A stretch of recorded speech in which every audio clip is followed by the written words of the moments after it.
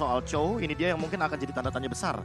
Kalau Chow-nya di arah Roamer, tentu ini bakal ada invasi yang luar biasa mengerikan. Dengan level yang kedua saja, Steel Cable terbang langsung bisa crossing the river. Dan ini bakal jadi kerusuhan early game yang sangat mengganggu bagi pattern farming Bray. Yap, mau nggak mau ini adalah keuntungan ataupun plus dari penggunaan Fanny dan juga ada beberapa hero yang memang tabraknya di awal udah kelihatan banget karena mereka juga perlu hero-hero seperti ini. Mereka perlu Grok, mereka perlu Chow karena banyak hero yang bisa mereka ganggu di sebelah. Contoh Lolita, mungkin nggak bakal nyaman sekali kehidupannya. Alright, akankah Aras GSG akan bisa mendapatkan poin dan menuju ke arah Chainbreaker untuk menumbangkan Echo Loud, Echo Proud langsung menuju ke arah Mitch yang keempat. Di last day group stage kali ini dibawakan oleh Kalung Emas. KB. Belum. Reja Rama. Oke, dan ternyata untuk kali ini Fredrinnya menjadi jungler dan Benedettanya berada di XP lane. Gue berpikir tadi ya, Fredrinnya akan berada di area XP dan mungkin untuk di tengah mendompleng permainan cepat yang kita tahu dari RSGSG. Mereka ngambil Saber loh, Prof. Dia pengen ini loh, dia pengen supaya Bray bisa head to head sama Fanny-nya. Ya karena di gol digas langsung aja kayak gitu. Kalau di junglernya dia pakai Benedetta, early-nya bakal ada invasi parah banget dari Fanny nampaknya, Prof. Iya, itu yang tadi sempat aku mention juga sebelumnya kalau misalkan Benedettanya akan ada di area jungle. Namun untuk sekarang melihat Carl TZ yang sepertinya lebih menunggu momentum dan tidak terburu-buru ketika mendapatkan informasi bahwa ternyata Bray lebih memilih ke arah orange buff sebelum purple buff yang bakal dia start terlebih dahulu. Dan untuk sekarang kayaknya Bray bisa farming dengan cukup aman walaupun bentar, Little Wanderer-nya dengan satu retribution ternyata didapatkan oleh teman-teman dari Echo. Gak berhasil didapatkan dan bahkan Benny Kitty di arah top lane akan coba dikasih space untuk bermain mendapatkan farmingannya terlebih dahulu. Kalau melihat dari pattern permainan dari Echo, dia nggak mau terlalu terburu-buru karena mungkin dia sadar yang dia lawan kali ini Aras GSG yang mungkin punya tempo dengan agresivitas yang sama. Bahkan di arah top lane, Baby Cage dibiarkan seorang diri. Melihat Baby Cage di arah depan sana bakal coba didapatkan. Satu buah cut nanti keluarga, tapi sayang sekali belum maksimal hanya untuk bisa mendapatkan setengah darah dan menurut aku pribadi itu hanya untuk membuat seorang Baby Cakes mundur aja. Yap, karena Kalzi juga hadir dengan energi yang gak begitu penuh pula. Memang tadi cutter-nya juga udah dikeluarkan, tapi balik lagi di awal belum terlalu ada damage yang memang sangat-sangat besar. Plus tadi penuh banget darah dari Beatrix, informasi yang sangat baik diberikan oleh dua orang yang berada di area Godland. Dan invasi pun masih gagal di early ini. Kalau menurut aku ya, tadi Kartisi minimal itu bisa memancing trigger flicker. Iya, itu yang tadi aku pikirkan. Tapi Sanji di area bottom lane seperti terkena first blood dengan execute. Tapi untuk Petrify-nya tidak bisa dihindari lagi. First blood by Infinity, tapi dominant blaster belakang berhasil dihindar begitu saja. Dan retribution from Kartisi. Turtle slain by UBS Gold. Kali ini diamankan oleh tim Echo. Lihat dia bisa menghindari Nomenon Blast. Sempat mundur ke arah belakang dan berhasil bener-bener secara tidak langsung seperti anak panah. Mundur langsung maju straight to the turtle dengan retribution yang on point. Dalam kondisi yang jujur itu kondisi yang gak bagus banget untuk seorang Kaltizi. Ya bisa dibilang refleks dan juga sebuah respon yang sangat luar biasa. Dan anak panah yang tadi Ranger maksudkan adalah mundur sedikit untuk maju 2 langkah lebih jauh. Yes, dan dia dapetin turtle-nya. Iya. Karena dia langsung aim ke dalam sana. Dan bahkan kalau misal kita lihat dari RSG, mereka walaupun dapetin 1 poin kill, tapi untungnya Echo bisa mengejar dari segi turtle. Yep. Nih tadi satu hero udah ditukar banget ya dengan satu turtle. Mungkin akan jadi sebuah pertukaran yang satu untuk individual, yang satu untuk satu full satu tim. Dan dari sisi Nerman memang sudah sangat terlihat pula. Masih ada sedikit keimbangan sih. Tapi kalau lama-kelamaan kayak begini terus-terusan dengan emblem yang sudah terlihat nih Prof. Dan beserta dengan talent-talent yang udah mereka ambil. Iya, untuk Benny Cutie dengan attack yang sangat tinggi sekali, dipenuhi bahkan, dan untuk sekarang dia udah pegang Corrosion Sight. Jadi untuk attack speed dia punya, dan ditambah dengan movement speed yang kita tahu sendiri dengan Speedy Light Wheel, akan meningkatkan berlipat ganda dari serangannya. Sakit, dan tiba-tiba pick off tidak bisa dihindari lagi untuk saat ini. Wow. Tidak ada counter di area tersebut, tidak ada counter Tidak sama ada sekali. yang bisa melakukan stopper di sana. Gak ada sama sekali. Dan walaupun ada Lolita, kita tahu dia hanya mengandalkan charge. Iya. Oke, dua Dragon dikeluarkan. Bray menjadi pilihan utama. Dapat Kaltizi gak mau masuk lebih dalam lagi dan ternyata gak bisa selamat. Dominant Blast yang dicuri oleh seorang Sanji berhasil mendapatkan satu buah Bray. Bakal Wolsey kali ini bakal coba untuk mengejar sedikit, tapi itu hanya menjadi malapetaka untuk dia. Karena dia tidak memiliki damage tambahan, tidak ada follow up damage. Jungler Bray berhasil ditumbangkan. Diablo di arah bottom lane setidaknya melakukan distraction. Tapi lihat Sanford, damage terlalu besar. Wajah dikeluarkan, dapatkan salah pick off from Sanford.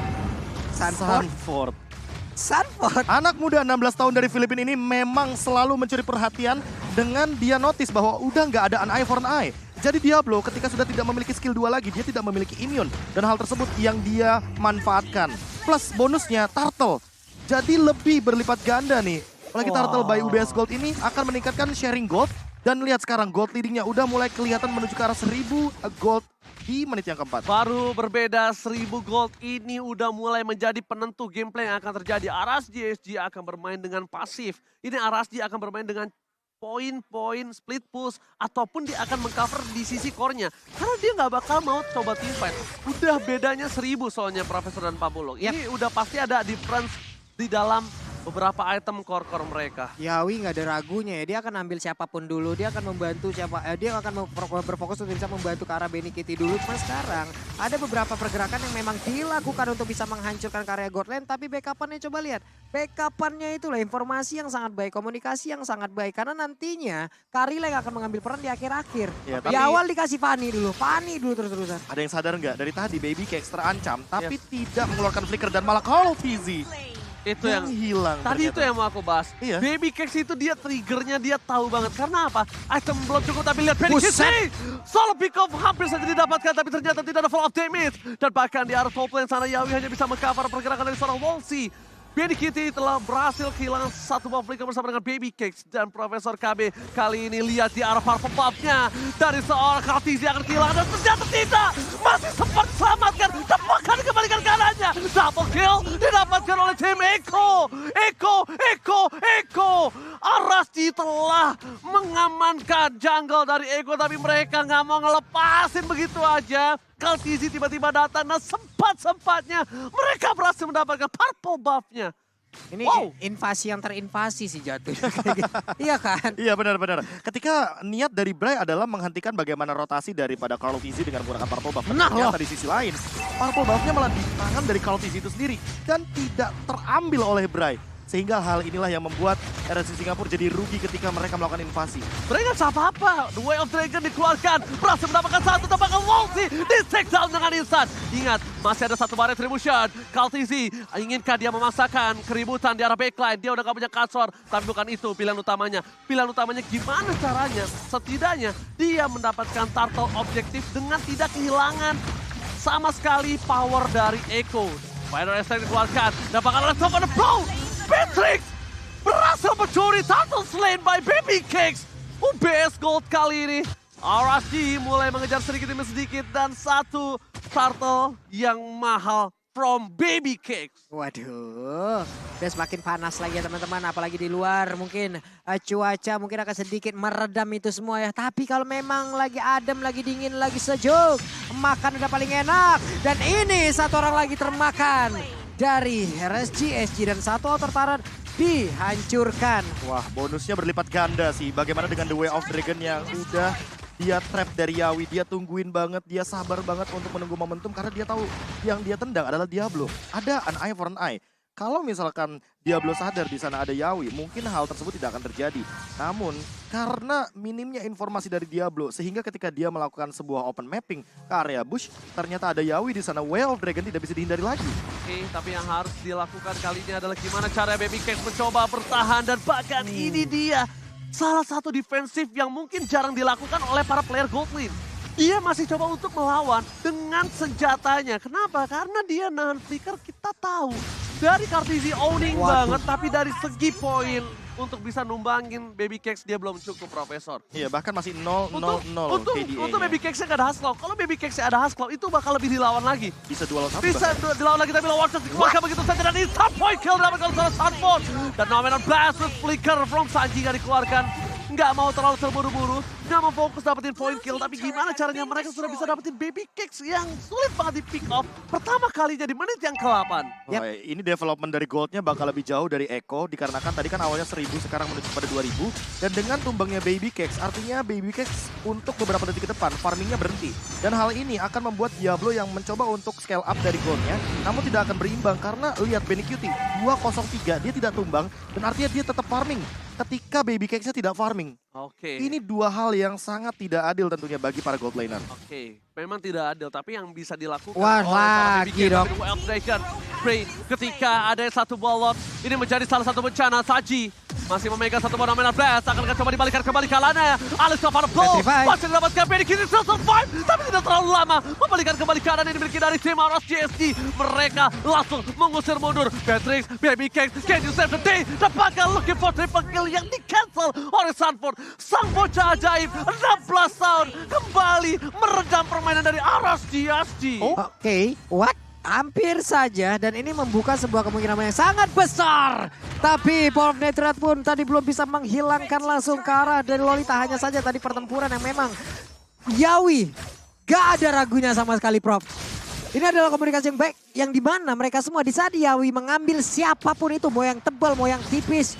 Backupannya selalu ada loh, follow up damage selalu on point dan carry selalu ada di area tersebut. Dan minusnya dari penggunaan Freddy untuk berada di area jungle, tidak ada flicker dalam tubuhnya. Tidak akan ada efek kejut dan tidak akan ada satu escape ability kabur yang bisa dia miliki. Ditambah lagi Yawi sadar bahwa ini gold lanernya Kari. Itu dia Mau pada setebal Penman. apapun, Ya, nggak ada Rob, urusan. Mau sekuat apapun, mau sebanyak apapun HP-nya, nggak ada urusan. Akan tembus dengan pasif yang begitu luar biasa dari Kari dengan true damage-nya. Oke. Makanya ini Lord kayaknya bakal dalam hitungan detik, kecuali RC Singapura akan melakukan sebuah tabrakan di area Lord-nya. Ini akan ditabrak, tapi lihat posisinya yang sangat bagus dipegang oleh tim Eko. Kenapa? Dia ngamanin bus yang tandanya semua para pemain dari Arasdi cuma ada di depan busnya dia. Terlihat semua jelas posisinya, dua F-Dragon keluarkan. Bisa point kill dapatkan. Loski, no counter kali ini bergerakan di arah roamernya. Tidak ada crowd control yang dipegang oleh tim Aras GSG. Mereka harus merelakan Lord pertama ini. Kalau mereka memaksakan Lord ini tandanya mereka akan kehilangan banyak banget turret di outer ataupun inner. Mereka lepaskan, mereka masih punya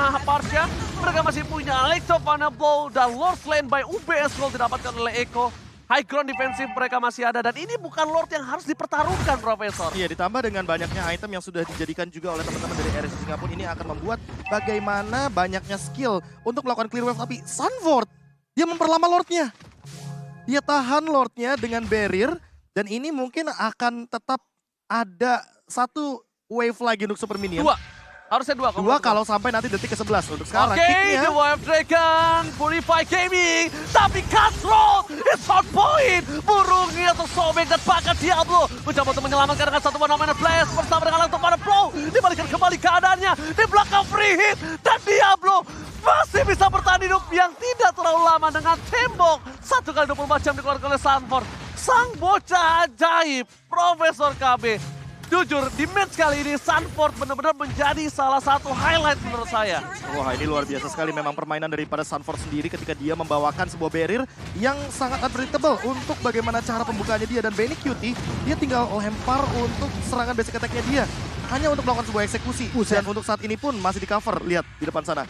Masih ada Sanford dan bahkan masih ada barrier harusnya Pak Pulung. Oke, ini dia ada satu momentum lagi yang tercipta di mana satu base turretnya berhasil dihancurkan di bawah. Pertempuran barusan terpisah, tapi untungnya di awal pemilihan IMU-nya tepat banget sih Prof. Tepat banget dia mengambil ke arah dari 16 di mana ada satu Way of Dragon duluan ya. Semuanya terpancing, Di follow up, Purify di follow up pop up 16-nya juga. masuk udah. Parsianya kena lagi duluan. Ditambahkan dengan satu, ya itu dia high ground defender. Walaupun ada Diablo sekalipun, tapi Diablo ini kan kayak langsung merelakan tubuhnya dia ke depan dengan Electro Final Blow. Kalau nggak ada Univern Eye, dia bakal tertangkap. Dan ini yang harus dihindari juga. Karena apa? Karena kelemahan dari Diablo, walaupun dengan damage deal di urutan kedua, dia itu sangat berbahaya sekali ketika bertemu dengan DPS yang tinggi. Kari DPS-nya tinggi banget. Tapi problemnya adalah sekarang satu nih.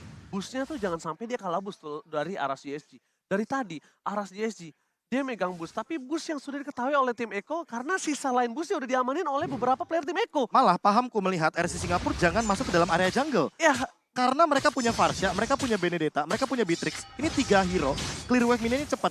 Main aja di dalam high ground. Ketimbang main di area jungle tiba-tiba ditabrak sama groknya Sanford. Apalagi buat sekarang kan Wild Charge sudah bisa barengan sama Flicker. Iya. Wah itu bisa jadi surprise attack gitu.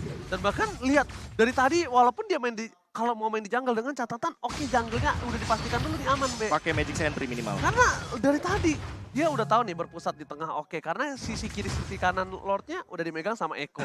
Kemana lagi? Cuma satu pintu masuknya. Gak ada lagi yang bisa dilakukan. Dan lagi-lagi selalu ditahan untuk wave minionnya biar jadi lebih banyak.